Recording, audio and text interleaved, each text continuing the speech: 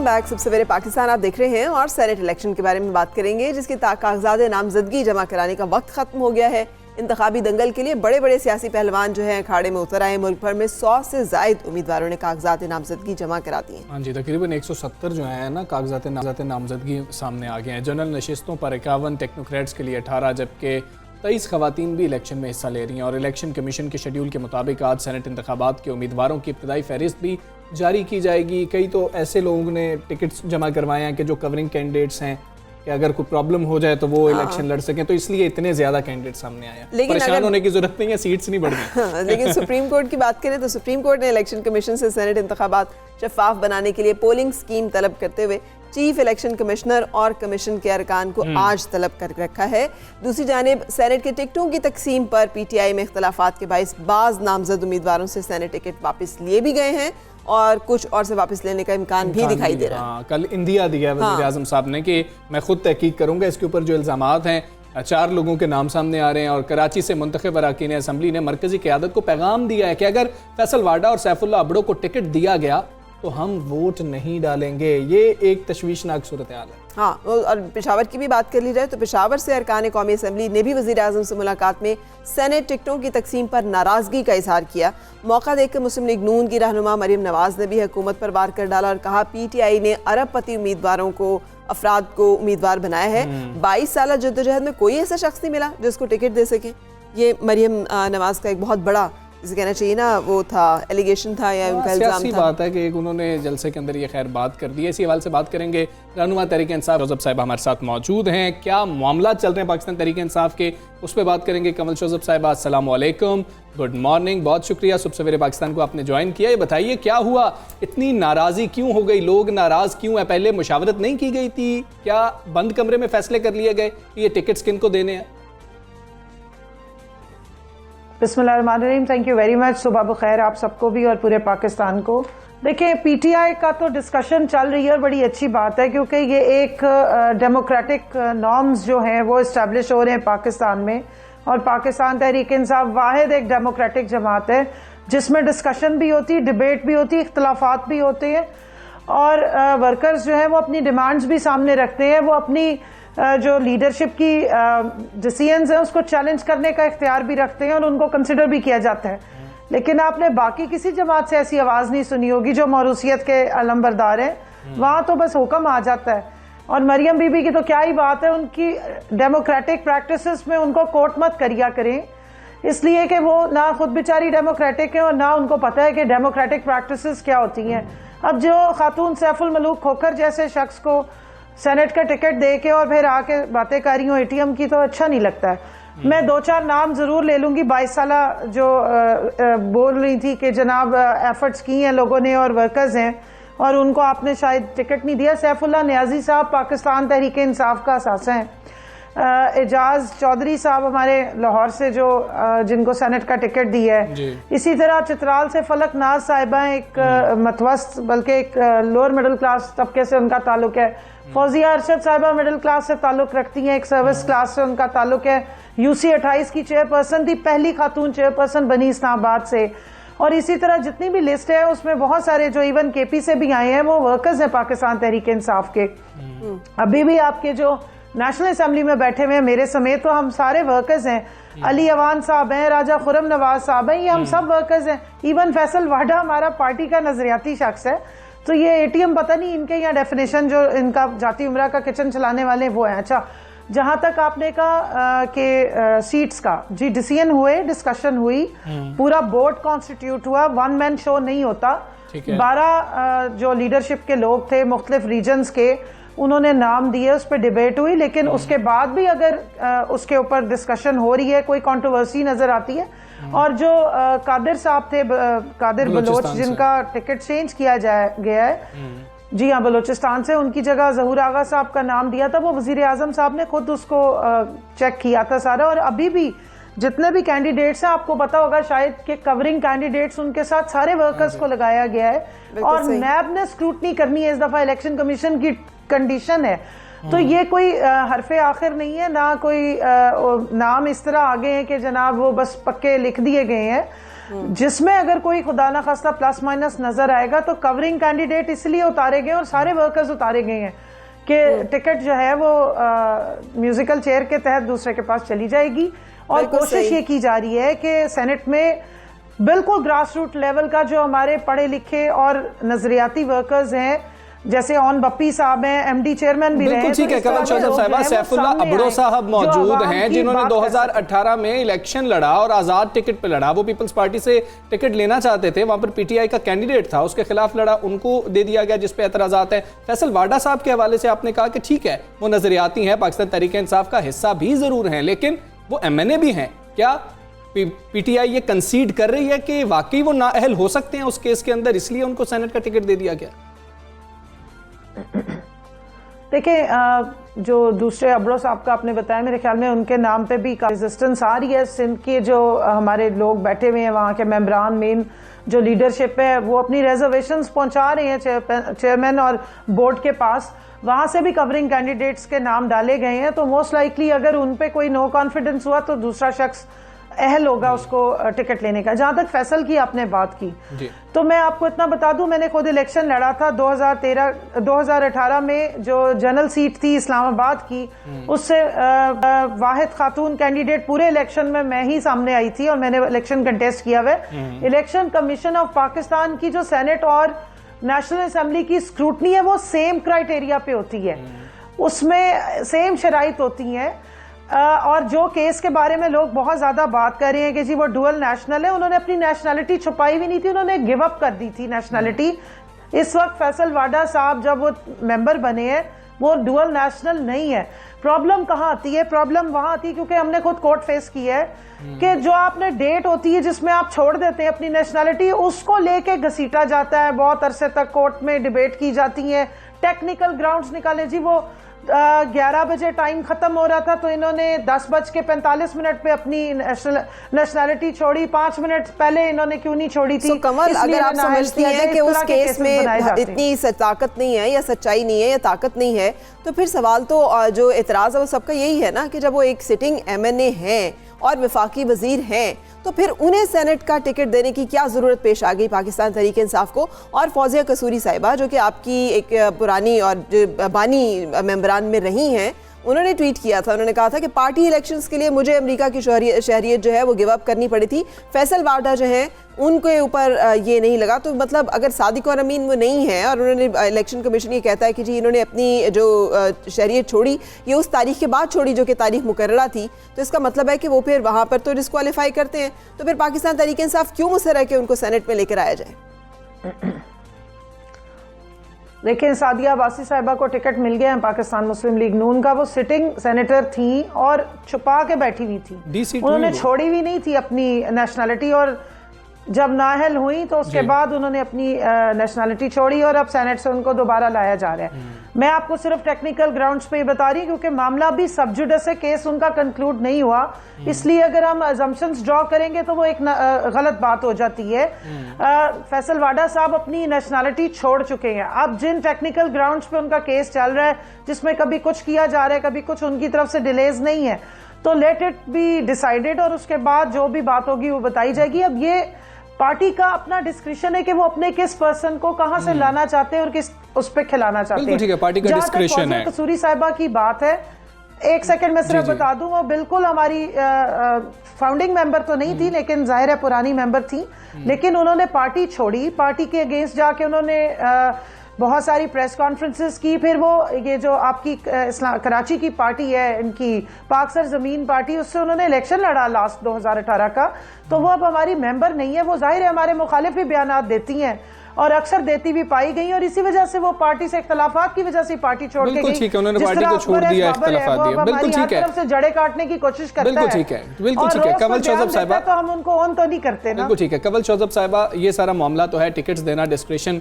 जो है वो पार्टी की ही है, और वज़ीर आज़म साहब ने कहा है कि इस पर हम नज़र-ए-सानी भी करेंगे, देखेंगे, इंदिया भी दिया कि तब्दीली हो सकती है। लेकिन वज़ीर आज़म साहब ने कहा बलूचिस्तान के अंदर एक सेनेटर जो है वो 50 से 70 करोड़ में बन रहा है, इस वक्त ये रेट वहां पर चल रहा है, और जब वो आएगा तो आके कमाएगा तो ज़रूर।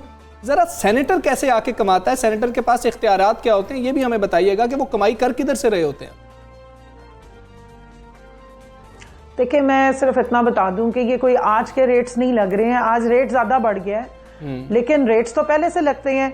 ये चार्टर ऑफ डेमोक्रेसी में जो मिसाक जमहूरियत 2006 में नवाज शरीफ और बेनज़ीर साहिबा ने साइन किया था, इन्होंने कोई पीटीआई की तारीफ में तो नहीं लिखा था कि to prevent corruption and floor crossing all votes for the Senate and indirect seats will be by open identifiable ballot.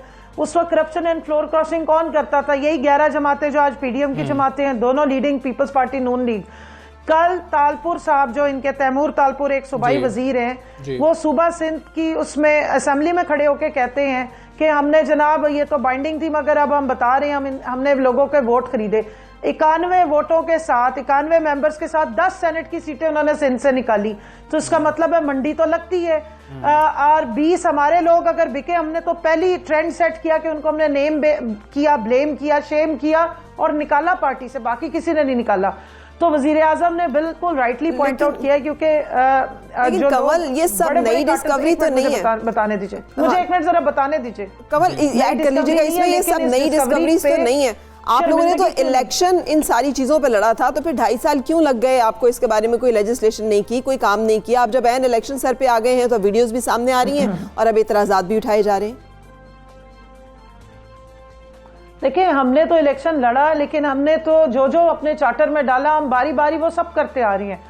मैं हैरान होती हूँ कि आप सवाल नहीं पूछते कि 15 सालों से जिन्होंने ये चार्टर ऑफ डेमोक्रेसी साइन किया था, 2/3 मेजोरिटी थी, नंबर्स पूरे थे, 31 मई 2018 को उनकी हुकूमत जाती है। आज वो उल्टी कलाबाजियां खा रहे हैं, लेकिन उनको कोई सवाल नहीं करता कि भाई आप अपने कहे से क्यों मुकर गए हैं, आप अपनी पार्टी की मेन लीडरशिप रुए रवा के लिखे में से क्यों मुकर गए।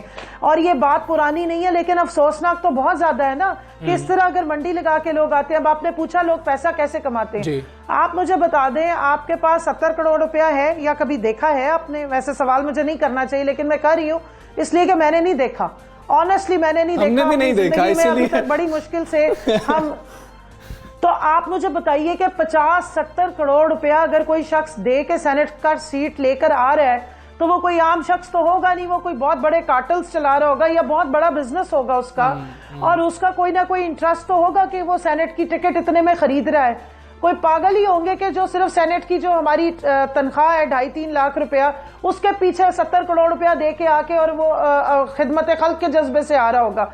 जाहिर अगर वो 70 करोड़ देकर आ रहे हैं तो उसके ज़हन में होगा कि मैं कम से कम, बिल्कुल ठीक है, वो आगे पैसे पूरे भी करेगा। कमल शोजब साहिबा, बहुत शुक्रिया आपका। मेरे पाकिस्तान से आप बात कर रही थी। फराह, मुझे तो ये समझ नहीं आती कि उनको फंड कौन से मिल रहे होते हैं, कि वो कहाँ से कमाई कर रहे होते हैं, कि वो आगे ये इतना पैसा कमा लेते हैं। कानून आपके ख्याल में क्यों लेजिस्लेशन नहीं हो सकी आज तक टोबैको के ऊपर? उस तरह से क्यों नहीं हो सकी आपके ख्याल में? क्यों नहीं मेजर लेजिस्लेशंस पास हो सकती हैं और उसके ऊपर कानून साजी नहीं हो सकती? क्यों मुख्तलिफ माफियाज एंड कार्टल्स ऑपरेट करते रहते हैं, हुकूमत बेबस नजर आती है? इसे कि जब कोई करारदाद मूव की जाती है इन ऐवानों में, तो वहाँ पे उनके लोग बैठे होते हैं, यही जो करोड़ों रुपए दे के आए होते तो हैं, हर मरहले के ऊपर कानून नहीं बनने देते कि जिसके साथ उनके कारोबारी मफादात जो है वो इफेक्ट हो। तो इस तरह से ये सारा सिस्टम इस तरह से काम कर रहा होता है। हमें सिर्फ ये नहीं, आगे जाके भी ये मामलात रोकने की ज़रूरत है कि जब अंदर बैठ के, ऐवान के अंदर बैठ के मामले चल रहे होते हैं, कि उसके अंदर मामला कैसे ख़राब हुआ, कमेटीज़ कैसे बन रही होती हैं, कैसे टूट रही होती हैं, इसके ऊपर कोई क्वेश्चन अभी तक नहीं आया है। आगे बढ़ते हैं।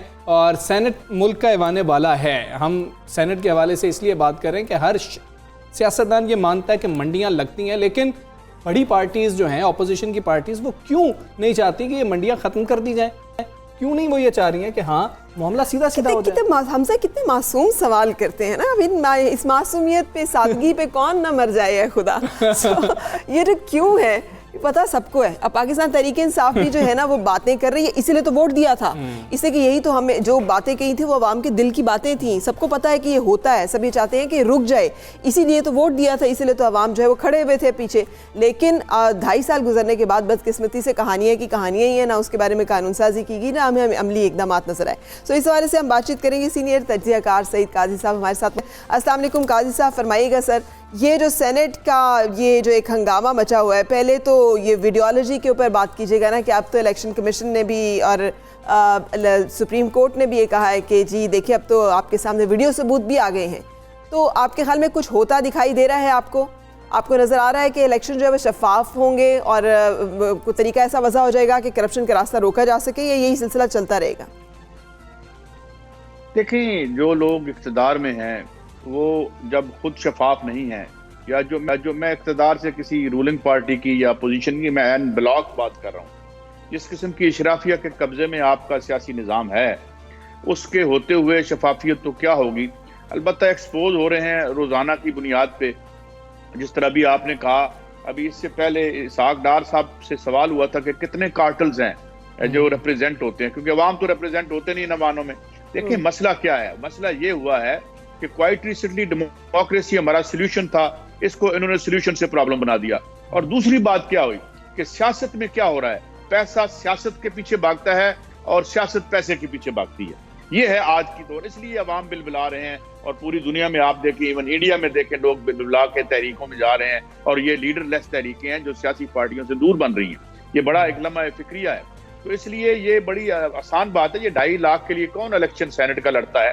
वही कार्टल्स हैं जो रिप्रेजेंट होते हैं। इन्हें रेंट सीकर्स कहते हैं, रेंट सीकर्स हैं। उसके बाद ये अपना इन्फ्लुएंस इस्तेमाल करते हैं, फिर ये कानून से बुलंदतर होते हैं। कोई केस आ जाए तो इनकी लॉबिंग की जाती है इनको बचाने के लिए टीवी पे। मुझे बताएं किस मुल्क में होता है कि किसी पब्लिक ऑफिशियल के खिलाफ इल्जामात हों? कभी आपने देखा कि लंदन की पार्लियामेंट में अगर उनके प्राइम मिनिस्टर पे इल्जाम लगा, पनामा में उसके बाप की कंपनी निकल आई, तो क्या आपने देखा कि कोई वजीर टीवी पे आया? ये पहली बात तो ये पॉलिटिकल पार्टियां नहीं है, ये लिमिटेड कंपनियां हैं और ये इनके जाती मुलाजम हैं। मुझे बताएं कोई एक दुनिया का मुझे मुल्क बता दें कि जहां लीडर पे इल्जाम हो और कानून में चल रहा हो तो ये सारे। मैंने एक दिन उनसे तलाल चौधरी साहब से पूछा कि हुजूर क्या आपने मियां नवाज शरीफ साहब के सारे बही खाते देख चुके हैं? आप उनके कारोबार की एक एक चीज छान पटक कर इतने वसूख से कह रहे हैं कि उन्होंने कुछ नहीं किया। तो ये मामला है यहाँ पे बुनियादी तौर तो काजी साहब जो है ना जी, काजी साहब हमने देखा कि किस तरह से गंदम जो है वो निकल गई और फिर सब मासूम बन गए। किसने कहा, किसने निकाली, किसने ऑर्डर किए, किसने ये मंजूरी दी? हमने देखा मुल्क में रोटी जो है महंगी है और सिगरेट जो है वो सस्ती है और अवेलेबल भी है।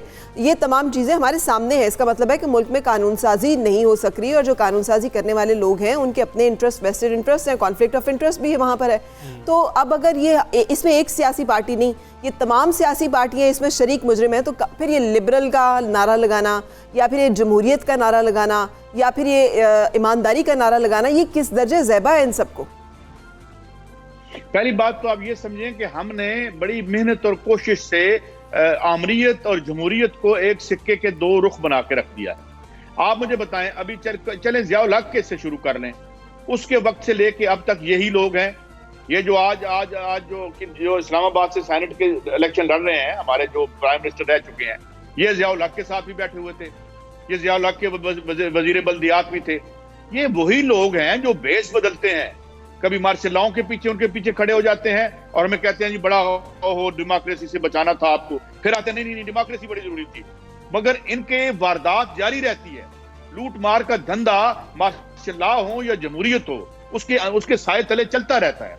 अभी डॉक्टर फारूक सलीम की एक स्टडी थी कि पिछले तकरीबन 42 सालों से 1700 लोग हैं जो घूम फिर के आ रहे हैं। और फिर एक और स्टडी लम्स लाहौर से आई कि तकरीबन 400 खानदान हैं जो सारे के सारे कभी मजलिस शूरा में ज़िया-उल हक के साथ बैठे होते हैं, कभी असेंबली में आकर हमारे ऊपर सवारी करते हैं। तो एक निज़ाम ऐसा है कि ये निज़ाम ज़र ऐसा है कि जिसमें काले धन की बुनियाद पे यहाँ पे सियासत चलती है। और वो काला धन सारा आज आपको निकल के नजर आ रहा है। प्राइम मिनिस्टर कह रहे हैं 60 से 70 करोड़ रुपया लगता है, तो उनसे ज्यादा क्रेडिबल वॉइस कौन होगी? मैं किसकी बात मानूं? तो ये सिलसिला है, इट इज वेरी, और ये एक फार्स है।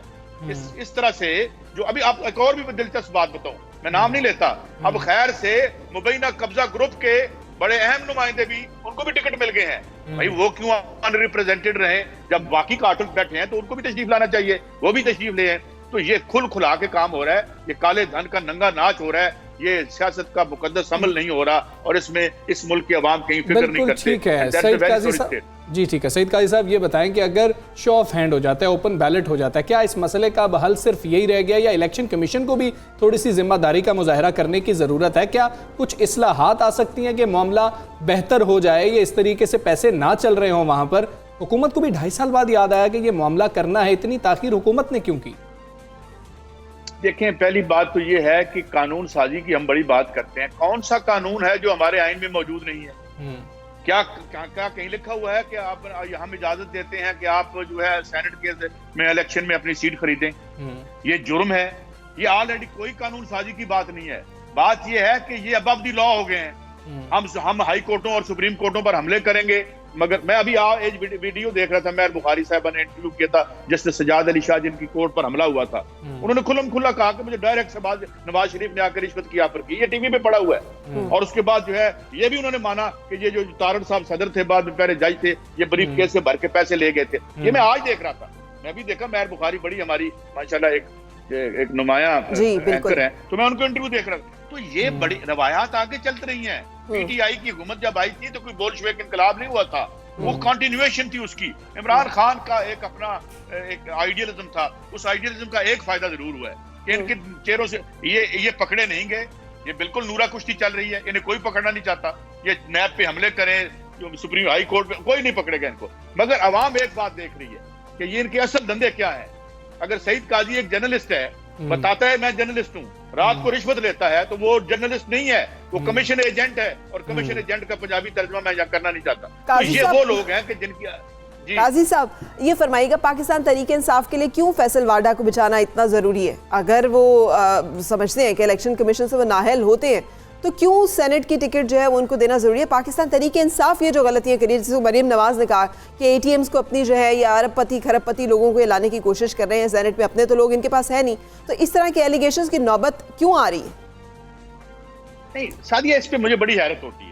बात यह है कि एक ऐसे सियासी कल्चर में जहां सिर्फ और सिर्फ पैसा और काला धन चलता है, उसमें हम इमरान खान से ये तवक्को करते हैं, वो जन्नत में हुकूमत कर रहा है कि मैंने कल भी एक टीवी पे कहा कि उसे कहते हैं आप जरा नमाज नहीं इतने, हम पीछे से आपके सैंडल खरीद के निकल जाएंगे।